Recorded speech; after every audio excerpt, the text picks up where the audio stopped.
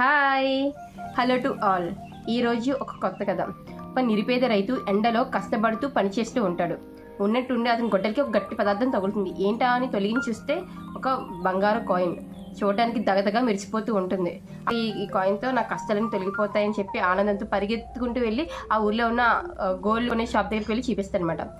ఆ షాప్ అతను ఈ కాయిన్ చేసి చాలా విలువైనది, ఇంకా రైతులా ఉన్న నువ్వు రాజులా బతకొచ్చు అని చెప్పి అంటాడు అనమాట. ఇంతలో అక్కడికి ఒక సాధువు వస్తాడు. రైతుని చూసి నవ్వుతాడు. నీకు నిజమైన సంతోషం నువ్వు ఎంతకాలం పనిచేసిన శ్రమలోనే ఉంది. ఈ కాయిన్ ద్వారా వచ్చే ఆనందం చాలా క్షణికమైనది, నీకు నిజమైన సంతోషాన్ని అయితే ఇవ్వదు. సాధువు అలా అనగానే రైతుకి భయం మొదలవుతుంది. నేను ఎంతకాలం పనిచేస్తుంది దీనికోసం కాదా అని అనుకుంటాడు.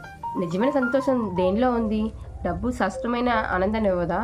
కష్టంతో వచ్చే సంతృప్తి గొప్పదా చెప్పి వెంటనే కాయిన్ పట్టుకొని వెళ్ళి మళ్ళీ ఎక్కడ దొరికిందో అదే పొలంలో కప్పెట్టేసి తన పొలం పనులు చేసుకుంటూ ఉంటాడు.